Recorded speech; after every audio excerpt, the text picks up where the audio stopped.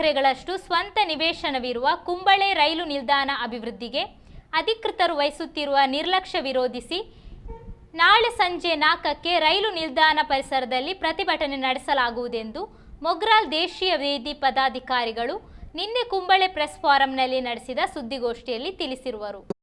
ಪ್ರತಿಭಟನೆಯನ್ನು ಕಣ್ಣೂರು ವಿಶ್ವವಿದ್ಯಾಲಯ ಪರೀಕ್ಷಾ ಮಂಡಳಿಯ ಮಾಜಿ ನಿಯಂತ್ರಕ ಪ್ರೊಫೆಸರ್ ಕೆಪಿ ಜಯರಾಜನ್ ಉದ್ಘಾಟಿಸಲಿದ್ದಾರೆ. ಪ್ರಯಾಣಿಕರ ಸಂಘದ ಪದಾಧಿಕಾರಿಗಳು, ತ್ರಿಸ್ತರ ಪಂಚಾಯಿತಿ ಆಡಳಿತ ಸಮಿತಿ ಸದಸ್ಯರು, ವ್ಯಾಪಾರಿ ವ್ಯವಸಾಯಿ ಏಕೋಪನ ಸಮಿತಿ ಜಿಲ್ಲಾ ಸ್ಥಳೀಯ ಘಟಕಗಳ ಸಮಿತಿ ಪದಾಧಿಕಾರಿಗಳು, ಶಿಕ್ಷಕ ವಿದ್ಯಾರ್ಥಿ ಸಂಘದ ಮುಖಂಡರು, ಜಿಲ್ಲೆಯ ಪ್ರಮುಖ ಸಾಂಸ್ಕೃತಿಕ ಮುಖಂಡರು, ಹೋಟೆಲ್ನ ಜಿಲ್ಲಾ ಮಾಲಕ ಘಟಕದ ಪದಾಧಿಕಾರಿಗಳು, ಧಾರ್ಮಿಕ, ಸಾಮಾಜಿಕ, ರಾಜಕೀಯ, ಸಾಂಸ್ಕೃತಿಕ ಕ್ಷೇತ್ರದ ಗಣ್ಯರು, ಕ್ಲಬ್ ಪ್ರತಿನಿಧಿಗಳು ಕೈಜೋಡಿಸಲಿರುವರು.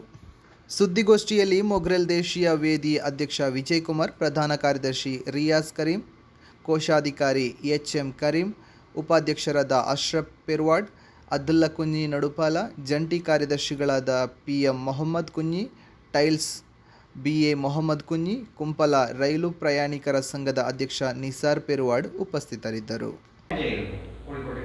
വന്ദേ ഭാരത് വന്നതോടുകൂടി അതിന്റെ കോഴിക്കോട്ടേക്ക് 10:25 അപ്പോൾ അത് ഒരു 20 മിനിറ്റ് മുമ്പേ മംഗലാപുരത്ത് വിടുകയാണെങ്കിൽ